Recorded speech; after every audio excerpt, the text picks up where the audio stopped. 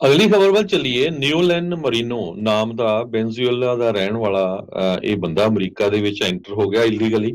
ਤੇ ਅੱਜ ਕੱਲ ਇਹ YouTube ਦੇ ਉੱਤੇ ਵੀਡੀਓ ਜਿਹੜਾ ਆ ਇਹ ਸੋਸ਼ਲ ਮੀਡੀਆ ਦਾ ਇਨਫਲੂਐਂਸਰ ਹੈਗਾ, ਤੇ ਉਹਦੇ ਉੱਤੇ ਵੱਖ-ਵੱਖ ਵੀਡੀਓਜ਼ ਉਹ ਪਾਉਂਦਾ ਰਹਿੰਦਾ। ਅਮਰੀਕਾ ਦੇ ਵਿੱਚ ਕਿਸ ਤਰ੍ਹਾਂ ਇਲੀਗਲੀ ਐਂਟਰ ਹੋਣਾ, ਕਿਸ ਤਰ੍ਹਾਂ ਤੁਸੀਂ ਇੱਥੇ ਆ ਕੇ ਗਵਰਨਮੈਂਟ ਤੋਂ ਫ੍ਰੀ ਮਨੀ ਲੈ ਸਕਦੇ ਆ, ਕਿਸ ਤਰ੍ਹਾਂ ਤੁਹਾਡੇ ਜਿਹੜੇ ਨਿਆਣੇ ਇੱਥੇ ਜੰਮਣੇ ਫ੍ਰੀ ਇਲਾਜ ਹੋਣਾ ਆ, ਕਿਸ ਤਰ੍ਹਾਂ ਤੁਸੀਂ ਲੋਕਾਂ ਦੇ ਘਰਾਂ ਦੇ ਵਿੱਚ ਸਕੁਐਟ ਕਰ ਸਕਦੇ ਹੋ। ਸਕੁਐਟਰਸ ਤੁਹਾਨੂੰ ਪਤਾ ਹੋਣਾ, ਕਈ ਵਾਰੀ ਜੇ ਘਰ ਖਾਲੀ ਹੋਵੇ, ਆਪਣੇ ਬੰਦਿਆਂ ਨਾਲ ਵੀ ਬਹੁਤ ਵਾਰ ਵਾਪਰਿਆ। ਕੁਝ ਬੰਦੇ ਜਾਂਦੇ ਆ, ਉਹ ਘਰ 'ਚ ਵੜ ਜਾਂਦੇ ਆ ਤੇ ਉਹਨਾਂ ਨੂੰ ਕੱਢਣਾ ਔਖਾ ਹੁੰਦਾ, ਤੇ ਕੋਰਟ ਵੀ ਜਿਹੜਾ ਆ ਬਹੁਤ ਕਿੰਨੇ ਕਿੰਨੇ ਮਹੀਨੇ ਲਾ ਦਿੰਦੀ ਆ ਉਹਨਾਂ ਨੂੰ ਕੱਢਣ ਦੇ ਲਈ। ਸੋ ਇੱਕ ਲੇਟਲੀ ਉਸਨੇ ਜਿਹੜੀ ਵੀਡੀਓ ਆ ਉਹ ਜਾਰੀ ਕੀਤੀ, ਉਹਦੇ ਵਿੱਚ ਸਾਰਾ ਕੁਝ ਦੱਸਿਆ ਵੀ ਕਿਸ ਤਰ੍ਹਾਂ ਤੁਸੀਂ ਬਾਰਡਰ ਨੂੰ ਕ੍ਰਾਸ ਕਰ ਸਕਦੇ ਆ ਤੇ ਲੋਕਾਂ ਦੇ ਘਰਾਂ ਦੇ ਉੱਤੇ ਕਬਜ਼ੇ ਕਰ ਸਕਦੇ ਆ, ਜਦ ਕਿ ਖੁਦ ਮਿਸਟਰ ਮਰੀਨੋ ਇਲੀਗਲੀ ਅਪ੍ਰੈਲ 2002 ਦੇ ਵਿੱਚ ਈਗਲ ਪਾਸ ਟੈਕਸਸ ਤੋਂ ਐਂਟਰ ਹੋਇਆ ਸੀ USA ਦੇ ਵਿੱਚ। ਤੇ ਉਸ ਨੂੰ ਆਲਟਰਨੇਟਿਵ ਡਿਟੈਂਸ਼ਨ ਪ੍ਰੋਗਰਾਮ 'ਚ ਐਨਰੋਲ ਕੀਤਾ ਗਿਆ ਸੀ, ਬਾਅਦ ਦੇ ਵਿੱਚ ਉਹਨੂੰ ਜਿਹੜਾ ਛੱਡ ਦਿੱਤਾ ਗਿਆ ਸੀ। ਹੁਣ ਇਸ ਵੀਡੀਓ ਆਉਣ ਤੋਂ ਬਾਅਦ ਜਿਹੜੀ ਆਈਸ ਵਾਲੇ ਆ ਉਸ ਦੀ ਜਿਹੜੀ ਉਸ ਨੂੰ ਲੱਭਣ ਦੀ ਕੋਸ਼ਿਸ਼ ਕਰ ਰਹੇ ਆ, ਤੇ ਹੁਣ ਹਜੇ ਉਹ ਲੁਕਿਆ ਪਿਆ ਆ।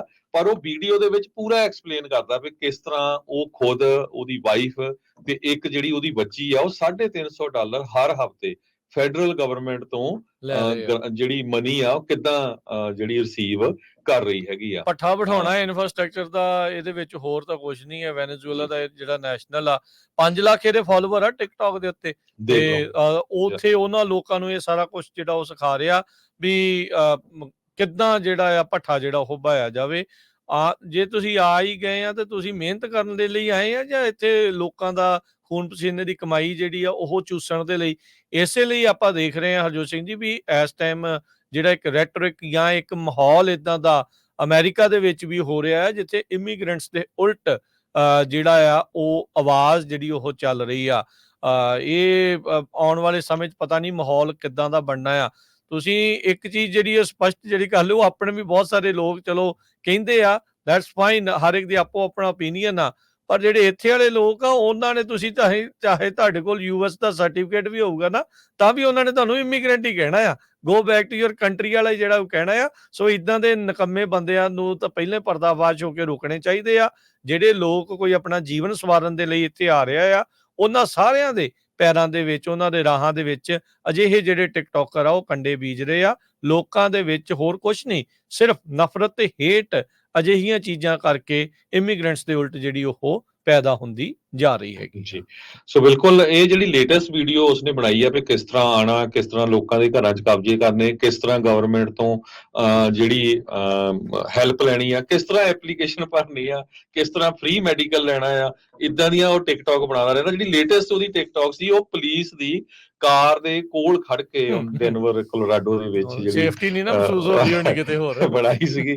ਸੋ ਹੁਣ ਇਸ ਟਾਈਮ ਹਜੇ ਉਹ ਕੋਲੰਬਸ ਦੇ ਵਿੱਚ ਰਹਿੰਦਾ ਹੈਗਾ ਆ, ਓਹਾਇਓ ਦੇ ਵਿੱਚ, ਤੇ ਆਪਣਾ ਐਡਰੈਸ ਹੁਣ ਕੈਥੋਲਿਕ ਚੈਰਿਟੀਜ਼ ਮਿਆਮੀ ਦਾ ਦਿੱਤਾ ਹੋਇਆ ਸੀ।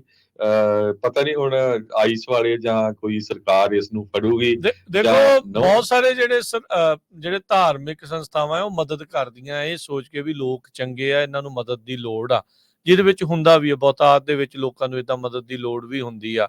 ਪਰ ਅਜਿਹੇ ਜਿਹੜੇ ਲੋਕ ਆ, ਦੇਖੋ ਸਿਸਟਮ ਦਾ ਕਿੱਦਾਂ ਨਜਾਇਜ਼ ਫਾਇਦਾ ਚੱਕਣ ਦੀਆਂ ਸਲਾਹਾਂ ਸਾਰਾ ਕੁਛ ਜਿਹੜਾ ਉਹ ਦੱਸ ਰਹੇ ਆ, ਤੇ ਇਵੈਂਚੁਅਲੀ ਫਿਰ ਲੋਕਾਂ ਨੇ ਤਾਂ ਹੀ ਪਿੱਟਣਾ ਆ, ਤਾਂ ਹੀ ਰੋਣਾ ਆ ਵੀ ਹਾਏ ਹਾਏ ਭੱਠਾ ਜਿਹੜਾ ਆ ਉਹ ਅਮਰੀਕਾ ਦਾ ਕਿਉਂ ਬੈਠੀ ਜਾਂਦਾ ਆ, ਕਿਉਂ ਇਦਾਂ ਦੇ ਹਾਲਾਤ ਜਿਹੜੇ ਉਹ ਹੋ ਰਹੇ ਆ।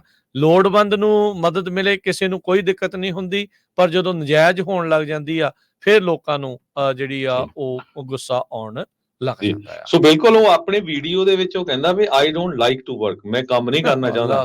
ਕਹਿੰਦਾ ਵੀ boys in the US there is a million tricks, a million things to do। ਤੇ ਉਹ ਕਹਿੰਦਾ ਆ ਵੀ ਤੁਸੀਂ ਕਿਸ ਤਰ੍ਹਾਂ ਫ੍ਰੀ ਇਸ ਕੰਟਰੀ ਦੇ ਵਿੱਚ ਰਹਿ ਸਕਦੇ ਆ। ਕਹਿੰਦਾ ਵੀ I have concluded that the American dream is real, ਹਨਾ।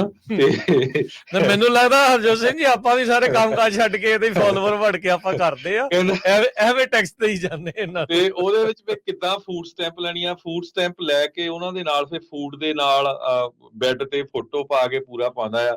ਫੂਡ ਵੀ ਕਹਿੰਦਾ ਵੀ this is the food is the best quality that just I showed you, ਹੈ ਨਾ? ਦੇਖ ਤੇ ਲਓ ਇਹ ਸੋ ਇਦਾਂ ਦੀਆਂ ਜਿਹੜੀਆਂ ਵੀਡੀਓਜ਼ ਉਹ ਪਾਉਂਦਾ। ਹੁਣ ਕਿੱਦਾਂ ਨਹੀਂ ਲੋਕ ਜਿਹੜੇ ਆਬਵੀਅਸਲੀ 5 ਉਹਨੂੰ ਲੱਖ ਦੇਖ ਕੇ ਕਰਨਗੇ ਕਰਨਾ ਹੀ ਕਰਨਾ ਉਹਨਾਂ ਨੇ। ਤੇ ਫਿਰ ਦੇਖ ਲਓ ਸਿਸਟਮ ਦਾ ਅੱਗੇ ਹਾਲਾਤ ਬਣਨਾ ਕੀ ਆ।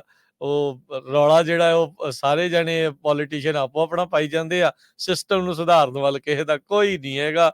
ਹਾਂ, ਆਟਾ ਦਾਲ ਸਕੀਮਾਂ ਜਿਹੜੀਆਂ ਹੋਰ ਅਸੀਂ ਜ਼ਰੂਰ ਚਾਲੂ ਕਰਨ ਨੂੰ ਕਾਹਲੇ ਪਏ ਆ, ਪਰ ਜਿਹਦੇ ਵਿੱਚ ਆਲਰੇਡੀ ਇੰਨੀਆਂ ਚੋਰ ਮੋਹਰੀਆਂ ਆ, ਉਹ ਪਤਾ ਨਹੀਂ ਕਦੋਂ ਇਹ ਬੰਦ ਸੋ ਬਿਲਕੁਲ ਉਹ ਕਹਿੰਦਾ ਮੈਂ 12 ਕੰਟਰੀ ਕ੍ਰਾਸ ਕਰਕੇ ਆਇਆ ਸੀ। ਪਹਿਲਾਂ ਕੈਨੇਡਾ ਪਹੁੰਚਿਆ, ਕੈਨੇਡਾ 'ਚ ਕਹਿੰਦਾ ਮੈਨੂੰ ਇੰਨੇ ਬੈਨੀਫਿਟ ਵਧੀਆ ਨਹੀਂ ਲੱਗੇ, ਅਸਾਈਲਮ ਅਪਲਾਈ ਕੀਤਾ, ਫਿਰ ਉਹ ਅਮਰੀਕਾ ਆ ਗਿਆ। ਦੇਖ ਲਓ, ਕਹਿੰਦਾ ਵੀ ਅਮਰੀਕਾ 'ਚ ਮੈਨੂੰ ਲੱਗਾ ਵੀ ਬਹੁਤ ਨੰਬਰ 1 ਮੁਲਕ ਆ ਨਾ ਫਿਰ ਅਮਰੀਕਾ। ਨੰਬਰ 1 ਈਸਟ ਔਰ West America is the best.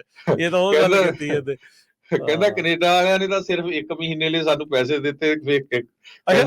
ਬਦਨਾਮ ਕੈਨੇਡਾ ਜ਼ਿਆਦਾ ਇਸ ਮਾਮਲੇ ਵਿੱਚ, ਤਾਂ ਨਜ਼ਾਰੇ ਜਿਹੜੇ ਉਹ ਅਮਰੀਕਾ 'ਚ ਲੈ ਰਹੇ ਆ।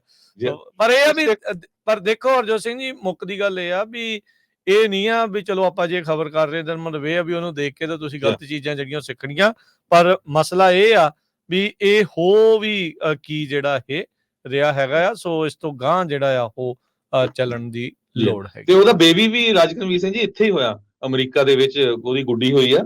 ਤੇ ਉਹ ਬੇਬੀ ਦੀ ਜਦੋਂ ਉਹਦੀ ਪਿਕਚਰ ਹਸਪਤਾਲ 'ਚ ਪਾ ਕੇ ਤੇ ਨਾਲ ਉਹਨੂੰ ਕਿਹਾ ਵੀ ਇਹ ਸਾਰਾ ਕੁਝ ਫ੍ਰੀ ਹੋਇਆ, ਤੇ ਨਾਲ ਉਸਨੇ ਪਾਪਾ ਬਾਈਡਨ ਦਾ ਵੀ ਧੰਨਵਾਦ ਕੀਤਾ ਹੈ। ਕਹਿੰਦਾ ਉਹਨੂੰ ਵੀ ਬਣਾ ਲਿਆ ਡੈਡੀ ਉਹਨਾਂ ਨੇ ਆਪਣਾ।